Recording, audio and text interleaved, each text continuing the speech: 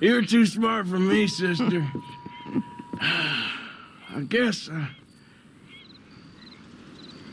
I'm afraid. There is nothing to be afraid of, Mr. Morgan. Take a gamble that love exists and do a loving act. All aboard! I shall try. I know you will. And while he may be a alright human being, Red Dead Redemption 2 still felt like a chore sometimes to play. But that also works in its favor. And if it wasn't obvious, spoiler alerts for RDR2. I loved RDR2, but I have no desire to replay it. As my friend who was in a call with me when I beat it could tell you, I wept as Arthur looked over at the sunrise, taking his last difficult, wheezing breaths. I salivated finally getting to Micah and pulling my gun out and shooting his stupid ass. And now is the wrong time to ask, but please subscribe. But man, getting to that point was painful sometimes, and I'm someone who loves a slow burn. Do not get me wrong. I know the ADHD sometimes makes it hard, but trust me, I do not mind a slow burn. Oppenheimer is one of my favorite movies, and it is a 3 hours and very slow, long movie. Same with 2022's The Batman, a slow, complex, noir crime film, and yet one of my favorites. But Red Dead 2 is different, not just due to it being a video game, obviously. I think the issue with RDR2 for me, at least, because I know everyone and their mother's mother love this game, is that in its pursuit of utter realism, it both helps it and hinders it. What Rockstar managed to pull off was nothing short of a miracle, but in their deal with the devil, his monkey's paw in the deal clearly was that everything, including just free roam gameplay, goes at a glacial pace.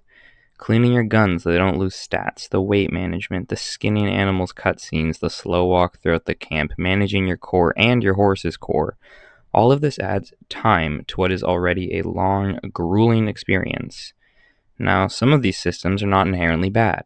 Again, I need to emphasize that I loved RDR2, but it does add, at least to me, unnecessary layers to an already intensely and insanely numbered layered game. While all of this makes sense in the real world, adding it all to a video games world, while commendable, especially because of the story we were given, made it feel like a chore to me. Because I already have to do all of these things myself, and yes, I totally mean managing my horse's core and skinning animals. Okay, clearly not all of this stuff, but you know what I mean. Managing my weight, my facial hair, my health, cleaning stuff so it doesn't break. I'm Canadian, I don't own guns, etc. So, coming off a shift and sitting down, booting up Red Dead Redemption 2 and having to do more chores was a bit of a struggle for me, but once I got into the story, it did make it easier. Which is why I said the realism, it worked in its favor as well. Forcing you to clean, to cook, hunt, eat, travel, and all of the aforementioned tasks as Arthur. It forces you to be him. It makes you walk a literal mile in his shoes. To take care of him means you care for him. So while the game feels like a chore sometimes, it was a clearly deliberate choice made by Rockstar to make people care. Which makes me ask a question. If the story of Red Dead Redemption 2, though, was bad, would people have complained more about the gameplay? Would people be as willing to accept the systems placed in their hands? The item by item looting, the cleaning, the glacial camp pace, all of it. If the story was mediocre, if Arthur was written poorly, would this game be given the same pass it has been given now? And to answer my own question, with my own opinion, the answer would be a resounding no. We've seen it happen before. Starfield, for example, 1,000+ planets, with nothing on them. No reason to care about traveling there. You can spend 10 to 20 minutes riding your horse in Red Dead and having to stop to rest and feed it and encounter nothing. But because you care about Arthur and John and you have to interact with the system and you get to enjoy the gorgeous landscapes and it works. The journey is part of the game. But in Starfield, traveling to a planet to mine some rocks and shoot some guys was empty. and there were a few loading screens in between. I'm not just trying to dunk on Starfield. It wasn't seamless. The agency was taken away from you. Never mind the plot falling flat for many and the characters feeling soulless. Again, not just trying to shit on Starfield. In Red Dead, the characters feel so fleshed out that you care and will put up with an insane number of tedious systems and tasks just to live with them a little while longer. But I still don't want to replay it. I experienced the story before. Going through it a second time would be hell. Not only because I don't want to lose Arthur again, but I don't know if I could go through the chores again. I love the world of Red Dead Redemption 2. I do, I promise. But it's also a world I only want to experience the one time right now. I feel the same emotional payoff and love for a world in other games.